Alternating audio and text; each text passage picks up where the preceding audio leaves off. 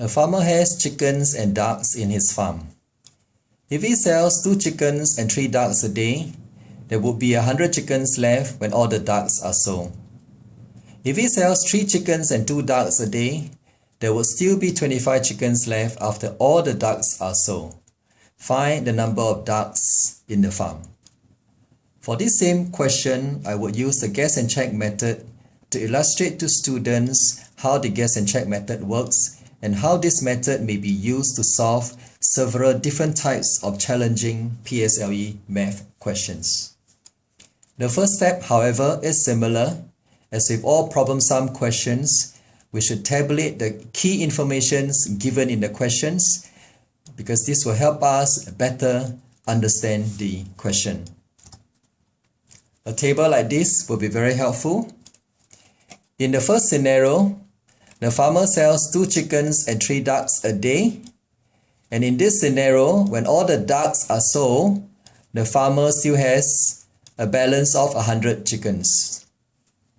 In the second scenario, the farmer sells 3 chickens and 2 ducks a day.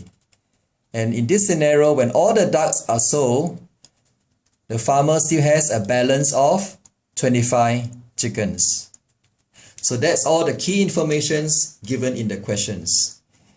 If you look at the table, does it give us any clue on the number of ducks the farmer has in the farm? Notice that in both scenarios, whether the farmer sells 3 ducks a day or the farmer sells 2 ducks a day, the number of ducks, the ducks are completely sold out. Does this tell you anything about the number of ducks in the farm? Is there any clue here? You should be able to deduce that the number of ducks that the farmer has must be a multiple of 6. Why? Because whether I sell 3 ducks a day or I sell 2 ducks a day, at the end of it, the ducks are completely sold out. Therefore, the total number of ducks that the farmer has must be a multiple of 6. And that's a very important clue. And once we have that, we are now ready to use the guess and check method. But before I illustrate the guess and check method, I just want to say that the guess and check method is definitely not wild guessing. In fact, you will see very shortly that the guess and check method is always only 3 steps. By the 3rd step, you would already arrive at the definitive answer to the question. So let me illustrate. A table like this will be helpful for a guess and check method. We know that the number of ducks is a multiple of 6. So let's start with an educated guess of 60. If the farmer has 60 ducks, how many chicken will the farmer sell in the first scenario? If he has 60 ducks and he sells 3 ducks a day, it would have taken him 20 days to finish selling all the ducks. And in the 20 days, he would have sold 2 times 20, 40 chickens. In the second scenario, the farmer sells 2 ducks a day. So if he has 60 ducks, it will take the farmer 30 days to finish selling all the ducks. Therefore, in the 30 days, he would have sold 3 times 30, 90 chickens. So that gives us a difference of 50 between the total number of chickens sold in the second scenario compared to total number of chickens sold in the first scenario. Not exactly what we're looking for. What we're looking for is a total difference of 75, but that's fine. That's your first step. Let's move on to the second step. If we know the number of ducks sold is a multiple of 6, what would be the next step? 66. So if the farmer has 66 ducks, again in the first scenario, if he sells 3 ducks a day, it would have taken him 22 days to sell all the ducks. So in the 22 days, 2 times 22, the farmer would have sold 44 chickens.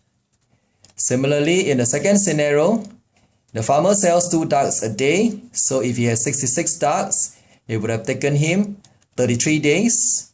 And in the 33 days that he takes to sell all the ducks, he would have sold 99 chickens. So that gives a difference of 55.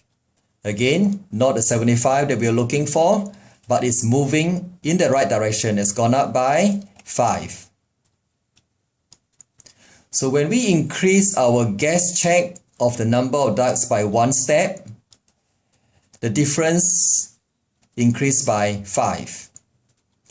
What is the total difference that we want? We want a total difference of 75. And that's an increase of 20. What does that mean? It means we need another 4 steps. So increase of 5 in 1 step. If you need an increase of 20, that will be 4 steps. So 1 step is 6. 4 steps will be 4 times 6, 24. So we will guess now the number of ducks to be 90. But let's check and confirm if this 90 is correct. If the farmer has 90 ducks, in the first scenario, if he sells 3 ducks a day, it would have taken the farmer 30 days to sell all the ducks. So 2 times 30, 60. In the second scenario, he sells 2 ducks a day. So 90 ducks, if he has 90 ducks, it will take him 45 days to sell all the ducks.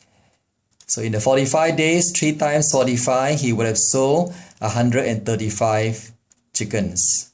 You take 135 less 60, you get 75.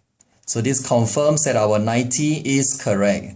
So indeed, we know there are 90 ducks in the farm.